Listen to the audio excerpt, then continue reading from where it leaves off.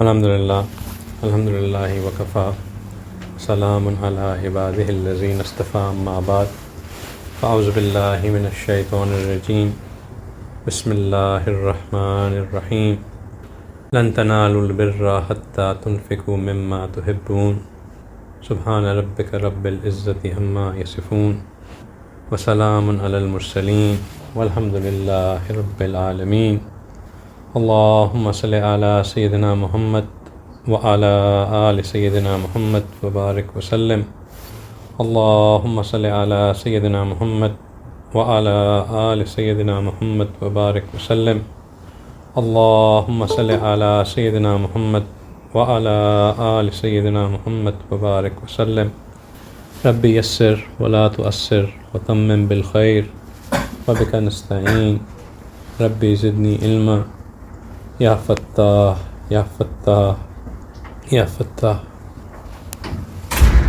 اللہ سبحانہ تعالیٰ کا کرم، اللہ کا احسان، ان بابرکت ایام میں رمضان مبارک کے قریب اللہ سبحانہ تعالیٰ نے ہمیں ایک بار پھر جمع ہونے، اکٹھے ہونے کا موقع عطا فرمایا، اللہ کا شکر ادا لاتے ہیں۔ الحمدللہ پچھلے کئی ہفتوں سے ہم رمضان کی تیاری کے بارے میں بات کر رہے ہیں، اور پچھلے ہفتے ہم نے رمضان کی برکتوں میں سے جو سب سے بڑی برکت اگر سمجھ لی جائے کہ اللہ سبحانہ تعالیٰ کا مقصد ہمارا تزکیہ فرمانا، ہمیں پاک فرمانا اور ہمیں اس قابل بنانا کہ ہم جو اللہ سبحانہ تعالیٰ نے رمضان کا مقصد رکھا ہے اس کو پانے کے قابل بن جائیں، یعنی کہ تقوی حاصل کرنے کے قابل بن جائیں۔ انشاءاللہ آج یا اب کے بعد سے باتیں کرنے والی چیزیں ختم ہو گئی، اب پریکٹیکل کرنے والا زیادہ کام ہے، اور آج کی محفل میں بھی میری کوشش ہوگی کہ 10-15 منٹ سے زیادہ بات نہ کروں اور زیادہ ٹائم جو ہے ہم ذکر میں اور مراقبے میں گزاریں۔ لیکن چونکہ معاملہ تزکیے کا ہے، اور تزکیے کی ایک لڑی تو استغفار ہے، استغفار کرنے سے ہم گند سے نکل کے نیوٹرل سٹیٹ میں آ جاتے ہیں۔ استغفار ایسا ہے جیسے کہ ایک کپڑا گندا ہو، اس کو واشنگ کے لیے دے دیا جائے تو وہ دھل جائے تو وہ صاف تو ہو جاتا ہے، لیکن اس کو ایک دھلے ہوئے کپڑے کو پہننے سے پہلے اس کو استری کرنا ہوتا ہے، اس کو پہننے کے بعد اس کو خوشبو لگانی ہوتی ہے، پھر جا کے اس کپڑے کے اندر ایک اٹریکٹیونیس پیدا ہوتی ہے۔ دھلا ہوا کپڑا اگر ہم چرموری پہن لیں تو لگتا تو وہ دھلا ہوا ہی ہے، لیکن نیٹ نہیں لگتا، پلیزنگ نہیں لگتا۔ اسی طرح اگر کپڑا تو دھلا ہوا ہو لیکن اس میں سے ابھی تک صابن کی اسمیل آ رہی ہو اور اس کے اوپر خوشبو نہ لگائی ہو تو ایک اس میں اٹریکٹیونیس پیدا نہیں ہوتی۔ آپ سمجھ لیں کہ استغفار کرنے سے ہم دھل تو جاتے ہیں، لیکن اس کے بعد کچھ مزید کام کرنا بھی ضروری ہے تاکہ ہمیں مزید اللہ کے قرب حاصل ہونے میں آسانی ملے، اللہ کے وصل میں ہماری آسانی ہو۔ اور ان چیزوں کو جو ہے وہ تطہرہم و تزکیہا کے لفظ سے اللہ تعالیٰ نے استعمال کیا، اور یہ دو چیزیں کس چیز کے لیے استعمال کی، کس چیز سے حاصل ہوتی ہیں، وہ اللہ سبحانہ تعالیٰ نے فرمایا کہ صدقہ دینے سے ہوتی ہیں۔ اللہ سبحانہ تعالیٰ نے مال کو ہمیں دیا ہی اس لیے کہ ہم مال کو اللہ کی راہ میں خرچ کریں۔ یہ جو ہمارے پاس مال ہوتا ہے یہ ہماری ذاتی ملکیت نہیں ہوتی، یہ اللہ سبحانہ تعالیٰ نے مال جتنا بھی، جس کے پاس جو بھی مال ہے وہ اس کی ذاتی ملکیت نہیں ہے۔ کوئی یہ نہیں کہہ سکتا کہ یہ میرا مال ہے۔ ہاں، ہم اسباب کے درجے سے مال کو حاصل ضرور کرتے ہیں، اس میں ہماری اپنی محنت بھی ہوتی ہے، اپنی کوشش بھی ہوتی ہے، اپنی عقل کا استعمال بھی ہوتا ہے، اپنی قابلیت کا استعمال بھی ہوتا ہے، سب جائز ہے۔ دھوکے بازی سے بھی مال حاصل ہو جاتا ہے، چوری سے بھی مال ہو جاتا ہے، اور نقل کے لیے بھی عقل کی ضرورت ہوتی ہے، دھوکہ دینے کے لیے بھی بعض اوقات عقل استعمال کرنی، بعض اوقات ہمیشہ عقل استعمال کرنی پڑتی ہے ورنہ بندہ پکڑا بھی جاتا ہے۔ تو مال بندہ اپنی کاوشوں سے تو ضرور پاتا ہے، لیکن کیونکہ اس دنیا میں ہماری کوئی بائی ڈیفالٹ چیز تو ہے نہیں، ہمیں جو مال بھی ملتا ہے وہ اللہ کا ہی دیا ہوا ہمیں مال ہوتا ہے۔ یہی وجہ ہے کہ اللہ سبحانہ تعالیٰ قرآن میں اکثر جگہوں پہ جب مال کو ذکر کرتے ہیں یا مال کو خرچ کرنے کے لیے ذکر کرتے ہیں تو یہ کہتے ہیں وَمِمَّا رَزَقْنَاهُمْ، اور جو مال ہم نے ان کو دیا، اور اس مال میں سے جو کہ ہم نے ان کو دیا. تو وہ مال ہمیشہ ہمیں شیخ دلدار صاحب پلیز سٹ on top, please come on top, جزاک اللہ. تو جو مال انہوں نے ہمیں دیا اس میں سے، یعنی کہ وہ مال اللہ کا ہی ہمیں دیا ہوا ہوتا ہے. تو یہ اللہ سبحانہ تعالیٰ کا ایک عجیب مزاج ہے کہ اللہ سبحانہ تعالیٰ پہلے ہمیں مال دیتے ہیں اور پھر اسی مال میں سے ہمیں خرچ کرنے کو کہتے ہیں تاکہ ہم اس کو خرچ کر کے اللہ کا قرب پا لیں. اس کو اللہ نے ہمیں دیا اور اب اللہ کہہ رہے ہیں کہ آپ ان کو کہیں کہ اس کو خرچ کریں تاکہ اس کے ذریعے یہ میرے قریب آ جائیں. اور کیوں؟ تاکہ ان کا تزکیہ ہو جائے، ان کا تزکیہ ہو جائے، ان کو جو دھلے ہوئے کپڑے ہیں اب وہ استری ہو کے اٹریکٹیو ہو جائے. تزکیہ استری ہونا تو نہیں ہوتا لیکن تزکیہ آپ اگر ریفرنس کو سمجھ رہے ہیں تو اس کا مقصد یہ ہے کہ اب اس کو مزید جو ہے نکھار اس میں آ جائے. تزکیہ جو ہے وہ انسان کے اندر ایک جو اگر کوئی فالٹ رہ بھی گئی ہے تو اس کو ہٹانے کا نام ہے. الذی یؤتی مالہ یتزکی، اللہ سبحانہ تعالیٰ کہتے ہیں وہ ان کو مال دیتا ہے تاکہ ان کا تزکیہ کرے. اور پھر اللہ سبحانہ تعالیٰ نبی پاک صلی اللہ علیہ وسلم کو حکم فرما رہے ہیں کہ رسول ان سے ان کا مال لیجئے، ان کے مال میں سے صدقات کو لیجئے. خذ من اموالہم صدقۃ تطہرہم وتزکیہم، تاکہ ان کا تزکیہ ہو، ان کو طہارت حاصل ہو. تو یہ جو مال ہمیں پاس ہے اور اس مال کی کوئی لوور لمٹ نہیں ہے اور نہ ہی اس کی کوئی اپر لمٹ ہے.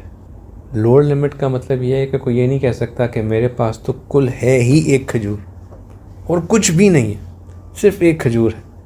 اگر آپ کے پاس ایک کھجور ہے اور اس کھجور میں سے بھی آپ ایک حصہ کسی کو دے دیں اس کھجور کا، تو آپ کی طرف سے وہ بھی صدقہ ہے. آپ کے پاس کچھ بھی نہیں ہے، آپ کسی کو مسکرا کے کوئی پیار کی بات بول دیں، یہ بھی صدقہ ہے. آپ کے پاس کچھ بھی نہیں ہے، دانت بھی نہیں ہے، مسکرانا بھی نہیں چاہتے، آپ راستے سے کسی کے لیے پتھر ہٹا دیں، وہ بھی صدقہ ہے. وہ بھی نہیں کر سکتے، کسی کو صحیح صرف پیار بھری نظروں سے دیکھ لیں، وہ بھی صدقہ ہے. صدقے کی کوئی لوور لمٹ نہیں ہے. رمضان المبارک میں صدقے کے بہت بہت بہت فضائل، جتنا ہم اللہ کی راہ میں خرچ کریں گے اتنا ہمیں اجر ملے. اس وقت بہت سے لوگ بہت زیادہ کنسٹرینٹ حالات میں زندگی گزار رہے ہیں. عجیب پریشانی ہے. یہ رمضان غریب ممالک میں بہت بھاری ہے بہت سے لوگوں کے اوپر.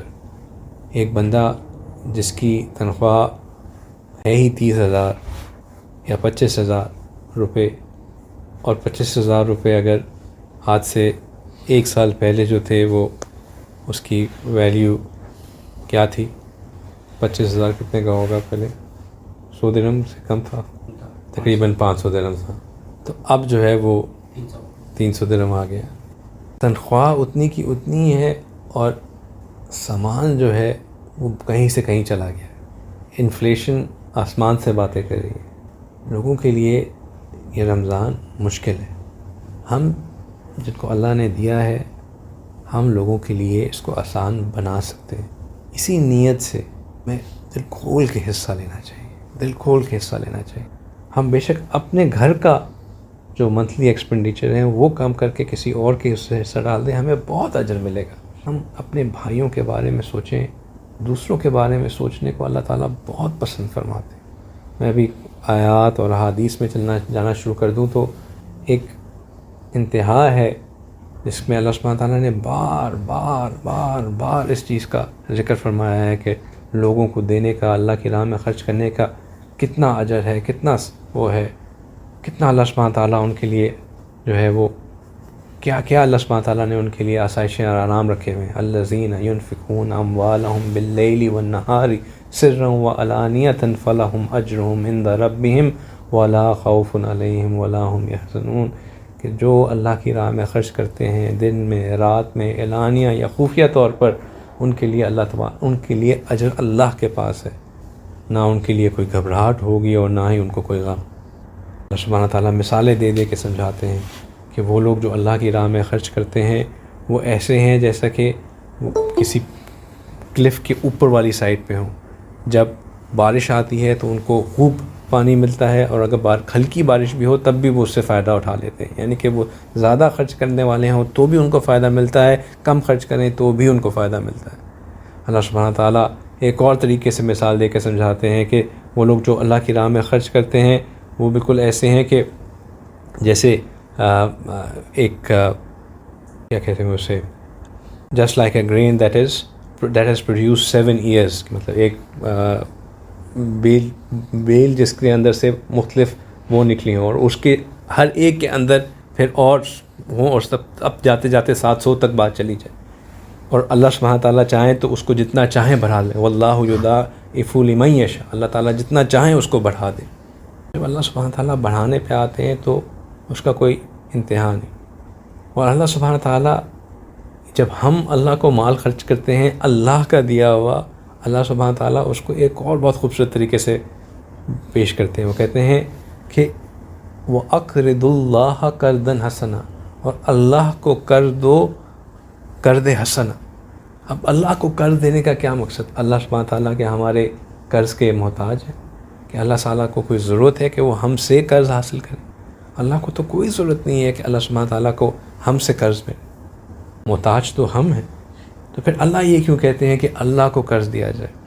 اللہ سبحانہ تعالیٰ اس کے لیے قرض کا لفظ استعمال اس لیے فرماتے ہیں کیونکہ قرض ہمیشہ لٹایا جاتا ہے۔ قرض کی کوالٹی یہ ہوتی ہے کہ وہ ڈیو رہتا ہے۔ اللہ سبحانہ تعالیٰ کہتے ہیں جو شخص میری راہ میں قرض کرتا ہے اس کو میں لٹاؤں گا اس وقت جب اس کو اس کی سب سے زیادہ ضرورت ہوگی، یعنی کہ روز محشر۔ اور جب اللہ سبحانہ تعالیٰ اس کو لٹائیں گے تو پھر وہ اتنے ہی ویلیو میں نہیں لٹے گا، وہ بہت زیادہ گرینڈ ویلیو میں لٹے گا۔ وَمَا تُقَدِّمُوا لِأَنفُسِكُم مِّن خَيْرٍ تَجِدُوهُ عِندَ اللَّهِ هُوَ خَيْرٌ وَأَعْظَمُ أَجْرًا، کہ جو اللہ سبحانہ تعالیٰ جو تم اللہ کے لیے سامنے پیش کرتے ہو تم اس کو پاؤ گے جب، اور بہت خیر اور زیادہ بہتر۔ جو ہم اللہ کی راہ میں خرچ کرتے ہیں اس کا اجر ہمیں اس سے کئی زیادہ ملے گا، بڑے ہوں بچے ہوں، ہمارے پاس جو بھی اماؤنٹ ہے ہم دل میں نیت کر لیں کہ بس اس سال میں انشاءاللہ اتنا ضرور رمضان میں لوگوں کو خرچ کروں گا۔ دیکھیں سمپل سی میتھس لگا لیں کہ ہر روز ایک بندے کی افطاری کرانے کا کتنا کاسٹ آ رہی ہے۔ میں آپ لوگوں کو ایک مثال دے دیتا ہوں۔ ہمارے یہاں پہ ایک مسجد ہے ٹفنی مسجد JLT کے اندر، وہاں پہ انشاءاللہ افطار پروگرام کرنے کا پروگرام ہے۔ وہاں پہ جو ایک بندے کی افطار کی کاسٹ ہے وہ 9 درہمز ہے، 9 درہم۔ 9 درہم کے اندر اس کو پورا افطار کا سیٹ مل جائے گا جس میں چاول ہوں گے، جوس ہوگا، ایک دو اور چیزیں موجود ہوں گی، یعنی کہ وہ تسلی کے ساتھ افطار کر سکتا ہے۔ 9 درہم 30 دن سے ملٹیپلائی کیے جائیں تو کتنا بن جاتا ہے؟ 270 درہمز اگر ہم لگائیں تو 270 درہمز میں ہم روز ایک بندے کی افطار کرا سکتے ہیں، روز ایک بندے کی افطار ہو سکتی ہے۔ اس طرح کی چیزیں بھی ہیں، ہم ان طرح کی چیزوں میں بھی پارٹیسپیٹ کریں۔ ایک بندے کی افطار اگر ہم چلیں، ہمارے پاس ہم خود کماتے نہیں ہیں، بچے ہیں ابھی یا آؤٹ آف جاب ہیں، لیکن 9 درہم تو ہم افورڈ کر سکتے ہیں۔ 9 درہم تو ہم اپنے والد صاحب کو ویسے ہی کنونس کر کے کہہ دیتے ہیں کہ ہمیں یہ لے دیں، وہ لے دیں، یہ لے دیں۔ ہم 9 درہم اپنے والد صاحب سے کنونس کر کے لیں اور پھر ان کو کہیں کہ میں آپ کو یہ دے رہا ہوں واپس تاکہ آپ خرچ کریں اس کو اس میں، یہ میری طرف سے کنٹریبیوشن ہے فار دس رمضان۔ پہلے وہ اپنی پراپرٹی بنائیں پھر اس کو اللہ کے لیے یہ کریں تاکہ ہمارا بھی حصہ بنے اس میں۔ نبی پاک صلی اللہ علیہ وسلم فرماتے ہیں کہ جس نے ایک بندے کا افطار کرائی اس نے اپنے لیے 3 چیزیں حاصل کی: اپنے گناہوں کی مغفرت، اپنے آپ کو جہنم کی آگ سے آزادی، اور تیسری چیز کہ جس بندے کا وہ روزہ افطار کراتا ہے اس کے روزے کا ثواب بھی اس کو ملتا ہے، اور جس بندے کا روزہ کروایا ہوتا ہے اس کے ثواب میں بھی کوئی کمی نہیں آتی۔ جو شخص کسی دوسرے کا روزہ افطار کرواتا ہے، اس کو پانی دیتا ہے، اس کو اللہ سبحانہ تعالیٰ روز محشر نبی پاک صلی اللہ علیہ وسلم کے حوض سے پانی پلائیں گے، اور پھر اس کو اس وقت تک پیاس نہیں لگے گی جب تک کہ وہ جنت میں داخل نہیں ہو جاتا، یعنی کہ جنت میں داخلے کی یقین بھی۔ تو رمضان میں خرچ کرنے کے بہت فائدے۔ رمضان میں صدقۃ الفطر بھی ہے، جو کہ عید سے پہلے نکالا جاتا ہے۔ اس کو سمجھیں کہ وہ کتنا ہے، وہ گھر کے ہر فرد کے اوپر، بالغ نابالغ ہر ایک کی طرف سے دینا ہوتا ہے۔ کتنا ہے، اس کی کیا اس وقت علماء نے کیا اماؤنٹ اس کی کیلکولیٹ کیے ہیں اس سال کے لیے، میں انشاءاللہ آپ سب کے ساتھ شیئر بھی کروں گا۔ اس کو سمجھیں اور پھر وہ دیں، ادا کریں، اور اس میں جو زیادہ سے زیادہ دے سکتے ہیں وہ دیں۔ یہاں ہم اپنے بچوں کے لیے عید کی خوشیوں کا بارے میں سوچ رہے ہیں، ان کے لیے اچھے کپڑے بنانے ہیں، ان کے اگر اللہ نے ہمیں صلاحیت دی ہے تو ہم کسی اور کے گھر والوں کے بارے میں بھی سوچیں، ان کے لیے بھی ہم اسی طرح، ان کے بھی بچے ہیں، ان کی بھی ضرورت ہے، ان کو بھی دیا جائے، یہ بھی اپنے بچوں کے لیے عید کا اچھا کر سکیں۔ اگر آپ کے گھر میں کوئی کام کرنے والا ہے، آپ اس کے بارے میں سوچیں، اس کے بھی تو بچے ہیں۔ جب میں اپنے بچوں کی خوشیوں کے بارے میں سوچ رہا ہوں، ان کے لیے تیاری کر رہا ہوں، تو اس کے دل میں بھی تو ہوتا ہوگا کہ میرے بھی تو چھوٹے بچے ہیں۔ ہمارے ارد گرد اتنے کام کرنے والے ہوتے ہیں، ہم مال میں جاتے ہیں، وہاں پہ صفائی کرنے والے، مطلب کوئی کمی نہیں ہے۔ اگر ہم صرف دیکھنے والی آنکھ سے دیکھنا شروع کریں تو بہت سے لوگ نظر آ جائیں گے۔ جو تزکیہ حاصل کرنے کے لیے جب اللہ سبحانہ تعالیٰ ایک راستہ بتا رہے ہیں کہ راستہ یہی ہے کہ ہم اللہ کی راہ میں خرچ کریں، کہ اللہ جو ہمیں مال دے رہے ہیں وہ ہے ہی تزکیے کے لیے، تو پھر ہم خرچ کریں۔ ایک بات یاد رکھیے کہ جو طلباء مدرسے میں پڑھ رہے ہوتے ہیں ان کو اوپر مال خرچ کرنے میں بہت اجر ملتا ہے۔ اس کی وجہ یہ ہوتی ہے کہ یہ وہ لوگ ہیں جو کہ دین پڑھ رہے ہیں، انہوں نے انشاءاللہ جا کے آگے دین کو پڑھانا ہے۔ ان کی جب ہم شفاعت کرتے ہیں، ان کی ہم لک آفٹر کرتے ہیں، تو یہ ہمارے لیے ایک ایسا صدقہ جاریہ بنتا ہے جو کہ جب تک یہ دین پڑھاتے رہیں گے اور جب تک لوگ ان کے دین کے پڑھنے سے جو اس پہ عمل کرے گا اور جو اس کے عمل کرنے کے بعد ان سے سیکھ کے آگے عمل کرے گا، اس سب کا اجر انشاءاللہ واپس ہمیں ملے گا۔ تو یہ ایک ایسی انویسٹمنٹ ہے جو کہ کمپاؤنڈ ملٹیپلیکیشن ہوتی ہے جس کی۔ تو مدارس کے بچوں کے اوپر خرچ کرنا یہ بھی ایک بہت اچھا ایونیو ہے جس کے بارے میں سوچنا چاہیے۔ اعتکاف کے اندر جو معتکفین بیٹھتے ہیں ان کے خیال کرنا، یہ سب ایونیوز ہیں۔ اگر ہم دینے والے بنیں تو انشاءاللہ اللہ تعالیٰ، اسباب تو بہت ہیں جہاں پہ، یا جگہیں تو بہت ہیں جہاں پہ دینے کے لیے۔ ٹھیک ہے، بس اتنی چھوٹی سی بات کرنی تھی تاکہ ایک ریمائنڈر بھی ہو جائے اور ایک جو کام کرنے والا ہے اس میں سے ہم سوچ بھی لیں۔ اگین یہ مت سوچیں کہ میرے پاس تو خود کچھ نہیں ہے دینے کے لیے۔ اگر آپ کے پاس ایک ہے تو اس کا 0.25 یا اس کا 0.1 جو بھی ہے وہ دے سکتے ہیں۔ اس میں زیادہ یا کم میٹر نہیں کرتا، اس میں یہ میٹر کرتا ہے کہ میں نے کس نیت سے اور کتنے دل سے دیا۔ اللہ سبحانہ تعالیٰ اس کو دیکھتے ہیں، یہ نہیں دیکھتے کہ آپ نے کتنا زیادہ دیا۔ Quality does not matter, quantity does not matter, quality does matter. ٹھیک ہے، آخر دعوانا الحمدللہ رب العالمین۔